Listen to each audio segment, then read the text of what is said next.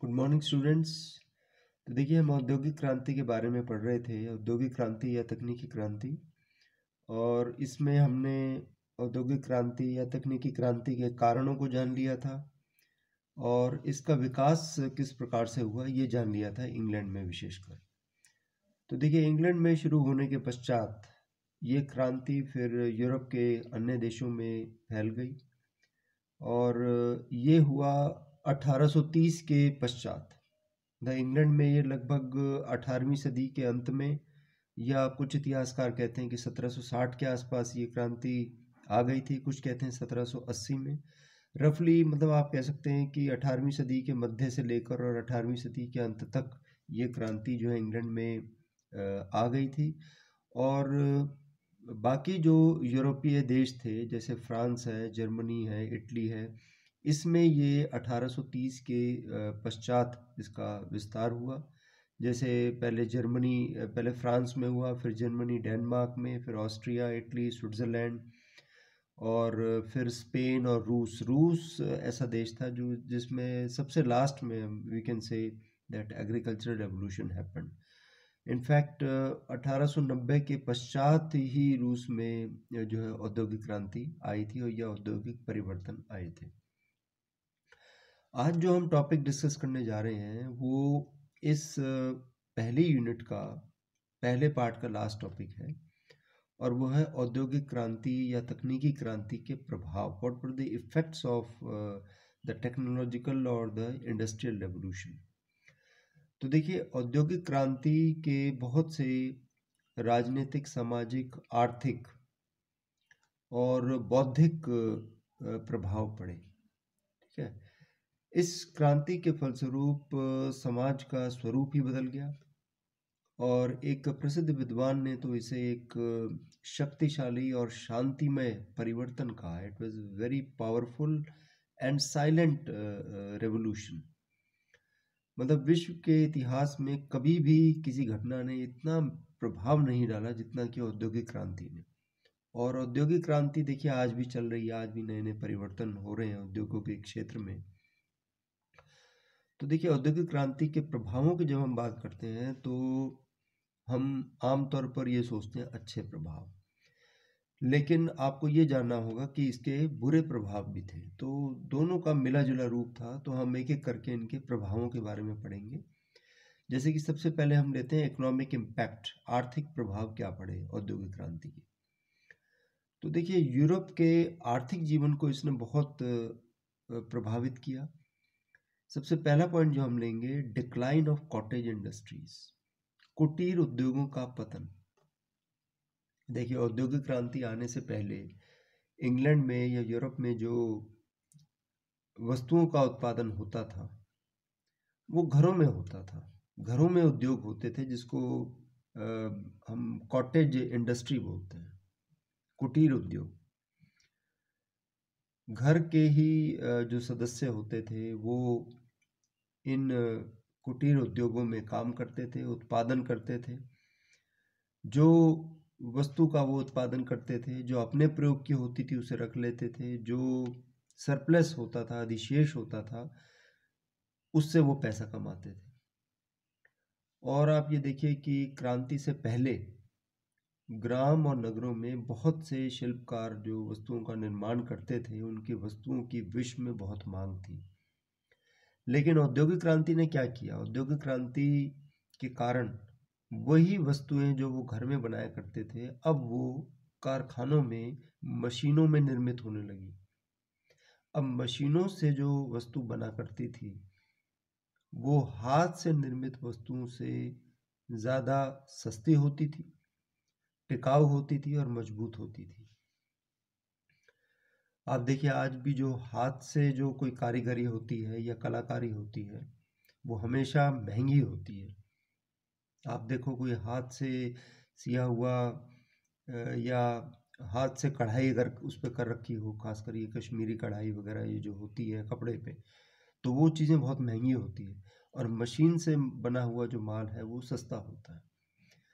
तो वो जो वस्तुएं हैं वो हाथ से बनी वस्तुओं की तुलना में मशीन से बनी वस्तु ज़्यादा सस्ती थी, टिकाऊ थी और मजबूत थी। घरों में जो निर्मित जो हस्तकला की वस्तुएं होती थी, वो मशीन से निर्मित माल का मुकाबला नहीं कर पाई। तो इसलिए लोगों ने मशीनों से बना हुआ कपड़ा और अन्य वस्तुएं खरीदनी आरंभ कर दी, जिससे धीरे धीरे जो कुटीर उद्योग थे, छोटे छोटे उद्योग जो घरों में लोग काम किया करते थे, उन उद्योगों का पतन हो गया। ठीक है। दूसरा महत्वपूर्ण आर्थिक प्रभाव ये पड़ा कि कारखानों की स्थापना हुई, एस्टैब्लिशमेंट ऑफ फैक्ट्रीज। देखिए, अब मैंने आपको बताया कि मशीन आ गई। अब मशीन को घरों में भी रखा जा सकता था, लेकिन ये संभव नहीं था। मशीनें बहुत बड़ी बड़ी होती थी, उनके लिए बड़े बड़े जो है कारखानों की ज़रूरत होती थी, बड़े बड़े कमरों की ज़रूरत होती थी। ठीक है। इसलिए घर से अलग स्थान पर बड़े बड़े कारखानों की स्थापना हुई। इंग्लैंड, फ्रांस, बेल्जियम, इटली जैसे देशों में जो है बहुत से कोयला और लोहे के उद्योग स्थापित हुए। विज्ञान और तकनीकी के क्षेत्र में प्रगति होने के कारण कुछ नए उद्योग भी उस समय उभरे, और आर्कराइट को जो है आधुनिक फैक्ट्री पद्धति का जनक माना जाता है। The establishment of modern factory system started with Arkwright. और फैक्ट्रियों में वस्तुओं का निर्माण मशीनों के माध्यम से किया जाता था। अब ये जो बड़ी बड़ी मशीनें होती थी, इनको घर में नहीं रखा जा सकता था, इसलिए बड़े बड़े जो वेयर हाउसेस या कारखाने स्थापित किए गए। और वाष्प से चलने वाले, पेट्रोल से चलने वाले, यानी भाप से, पेट्रोल से और विद्युत से, इलेक्ट्रिसिटी से चलने वाली मशीनें इसमें रखी जाती थी। और इन उद्योगों में, इन कारखानों में स्त्री, पुरुष और बच्चे काम किया करते थे, और बहुत बड़े स्तर पर वस्तुओं का उत्पादन इस समय किया जाता था। सबसे पहले ये कारखाने इंग्लैंड में स्थापित हुए, और बाद में फिर ये अन्य देशों में स्थापित होने लगे।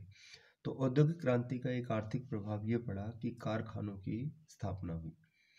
तीसरा जो पॉइंट हम डिस्कस कर सकते हैं, वो है औद्योगिक क्रांति के परिणाम स्वरूप बेकारी की समस्या, प्रॉब्लम ऑफ अनएम्प्लॉयमेंट।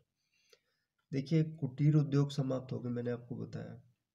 तो जब घरों के जो उद्योग थे वो समाप्त हो गए, तो फिर वो लोग क्या करते? कोई ना कोई तो उनको कार्य करना था। तो वो जो बेरोजगार हो गए लोग, और कुछ लोग ऐसे बेरोजगार हो गए कि कृषि उत्पादन में भी मशीनों का प्रयोग होने लगा। तो ऐसे लोग जो है ये शहरों में पलायन कर गए। शहरों में जाकर इन्होंने कारखानों में कार्य करना आरंभ कर दिया। इसके बावजूद भी जो बेरोजगारी की समस्या थी, उस पर काबू नहीं पाया जा सका। कारण क्या था? कारण ये था कि एक मशीन अनेक लोगों का कार्य कर लेती थी। अब ये कृषि से जो डिस्प्लेस हुए थे किसान, जो कि शहरों में आकर मजदूरी की तलाश करने लगे, और जो कॉटेज इंडस्ट्री, जो कुटीर उद्योगों से बेरोजगार हुए जो लोग थे, कारीगर थे, वो शहरों में आ गए थे। तो कुछ तो कारखानों में लग गए, लेकिन काफ़ी हद तक जो है बेरोजगारी की समस्या पर काबू नहीं पाया जा सका। अभी भी लोग काफ़ी बेरोजगार थे। और एक और बहुत बड़ा फैक्टर ये था कि जो कारखाना मालिक होते थे, जो पूंजीपति होते थे, they prefer to have women and children in their factories rather than man. यानी जो कारखाना मालिक होते थे, ये प्रेफर करते थे कि उनकी फैक्ट्रियों में काम करने वाले जो लोग हैं, कारखानों में काम करने वाले लोग हैं, उनमें स्त्रियां और बच्चे ज़्यादा हों। कारण क्या था? देखिए, उस समय समाज बहुत ही अनइक्वल था, बराबरी नहीं थी स्त्री और पुरुष के बीच में। आपको जान के आश्चर्य होगा कि उस समय स्त्रियों को एक ही काम के, मान लो स्त्री और पुरुष वो एक ही काम कर रहे हैं, तो स्त्रियों को पुरुषों की तुलना में वेतन कम दिया जाता था, बच्चों को और कम दिया जाता था। बच्चों को तो इसलिए भी रखा जाता था, मैंने एक किताब में पढ़ा था कि क्योंकि बच्चों की उंगलियां बहुत छोटी होती हैं, और वो छोटी जो उंगली होती थी उससे जो मतलब कारखानों से, कई जैसे कारखाने होते थे, उनमें से धुआं निकलता था चिमनी में से। तो वो चिमनी में उनकी उंगली आसानी से जा सकती थी और उसको साफ किया जा सकता था। एक किताब में ऐसा भी लिखा था कि बच्चों को इसलिए रखा जाता था कि वो जो चिमनी है, कई उद्योगों में जैसे चिमनी लगी होती थी, तो चिमनी को साफ करने में उनकी जो उंगली है वो आसानी से चिमनी में जा सकती थी। तो विश्व के अन्य देशों में, इंग्लैंड कहते हैं कि विश्व के अन्य देशों में भी जो है धीरे धीरे बेरोजगारी थी वो बढ़ती चली गई। अब औद्योगिक क्रांति का या तकनीकी क्रांति का प्रभाव ये भी पड़ा कि राष्ट्रीय आय में वृद्धि हुई। There was an increase in national income.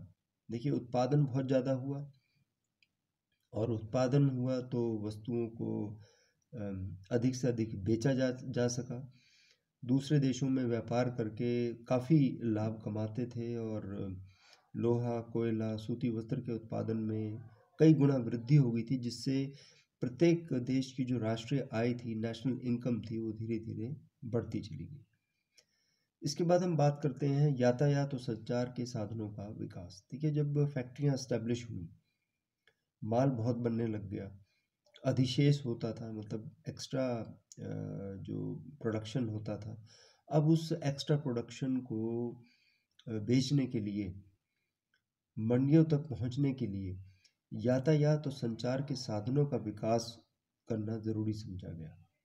तो मैंने आपको बताया जैसे कि कुछ व्यापारी होते थे इंग्लैंड के, वो अपनी अपनी सड़कें बना दिया करते थे अपने मार्ग पे जहाँ उनको आवाजाही होती थी, और वो टोल टैक्स लगाया करते थे।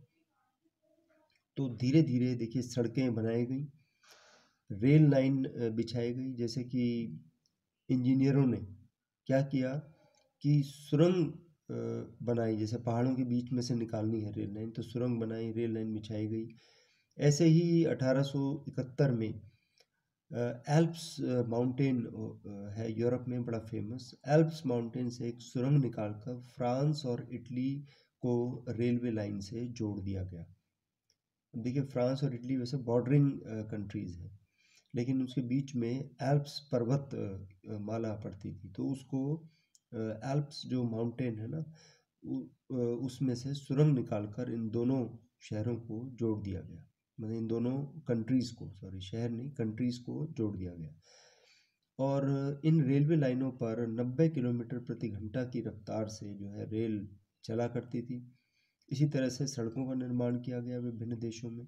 यूरोप के देश, तो मैं आपको बताऊं, आपको जान के आश्चर्य होगा कि यूरोप के देश इतने पास पास हैं, जैसे पुर्तगाल, स्पेन, फ्रांस, इटली, स्विट्ज़रलैंड और जर्मनी, कि इन तो मतलब रात को आप रात को बैठो, सुबह को पहुंच जाओ। मतलब 6-6, 7-7 घंटे का रास्ता है, इतनी पास पास है देश, तो सड़क के माध्यम से ही कनेक्टेड है। ठीक है, तो इस तरह से विभिन्न यातायात और संचार, जैसे मैंने आपको बताया था कि टेलीफोन का आविष्कार हुआ था, तार का आविष्कार हुआ था, तो इसके अतिरिक्त नहरों का निर्माण किया गया। जल मार्ग से भी एक स्थान से दूसरे स्थान पर पहुंचा जा सकता था। और इसी समय अमेरिका के एक व्यक्ति थे जिनका नाम था हेनरी फोर्ड। हेनरी फोर्ड ने एक सस्ती कार का भी आविष्कार किया था। फोर्ड मोटर्स के नाम से कंपनी आज भी ये प्रसिद्ध है। और देखिए, समुद्री यात्रा और आसान हो गई थी। जो विभिन्न प्रकार के वैज्ञानिक आविष्कार हुए थे, जैसे कंपास वगैरह के बारे में पता लग गया था, तो इसने समुद्री यात्रा को और सरल, सुगम बना दिया था। औद्योगिक क्रांति के साथ साथ व्यापार और कृषि में भी उन्नति हुई। देखिए, फैक्ट्रियों में जो माल उत्पादित होता था उसका जो है बड़े पैमाने पर व्यापार किया गया। एशिया और अफ्रीका जैसे देशों में मंडियां जो स्थापित कर रखी थी, यहाँ पर अंतर्राष्ट्रीय व्यापार में वृद्धि हुई। और साथ साथ देखिए, कच्चे माल की ज़रूरत थी, तो कृषि उत्पादन में वृद्धि या कृषि के विकास की ओर ध्यान दिया गया। तो 1788 से 1803 के बीच कपास का व्यापार इंग्लैंड में लगभग 3 गुना बढ़ गया, और यूरोप के व्यापार में भी जो है काफ़ी प्रतिशत वृद्धि हुई थी। तो व्यापार और कृषि की भी उन्नति हुई। और आर्थिक प्रभाव, अंतिम जो आर्थिक प्रभाव हम पढ़ेंगे वो है आर्थिक साम्राज्यवाद, इकोनॉमिक इम्पेरियलिज्म। तो देखिए, औद्योगिक क्रांति के फलस्वरूप यूरोप के अनेक देशों ने साम्राज्यवादी नीति को अपनाया। साम्राज्यवादी नीति का मतलब अपने साम्राज्य का विस्तार करने की नीति। तो इन्होंने अपने उद्योगों में इतना माल तैयार कर लिया कि जिसकी खपत अपने देश में तो संभव थी नहीं। अब देखिए, इंग्लैंड में एक औद्योगिक क्रांति आई, इतना माल तैयार हो गया कि इंग्लैंड में वो बेचा नहीं जा सकता था। इसलिए उन्होंने मंडियों की तलाश आरंभ कर दी, और मंडियों की तलाश के लिए इंग्लैंड, पुर्तगाल, हॉलैंड, फ्रांस जैसे देशों ने एशिया, अमेरिका, अफ्रीका जैसे देशों में अपने उपनिवेश बनाने शुरू कर दिए। तो आर्थिक लाभ के लिए उपनिवेश बनाना, उपनिवेशिक होड़ होना, तो ये जो है इसको बोलते हैं आर्थिक साम्राज्यवाद। और आप देखिए कि 1914 में जो प्रथम विश्व युद्ध हुआ, उसका एक कारण जो है आर्थिक साम्राज्यवाद था। ठीक है, तो ये औद्योगिक क्रांति के आर्थिक प्रभाव हमने पढ़े हैं। बाकी सामाजिक, राजनीतिक और बौद्धिक प्रभाव फिर हम अगली क्लास में पढ़ेंगे। Thank you.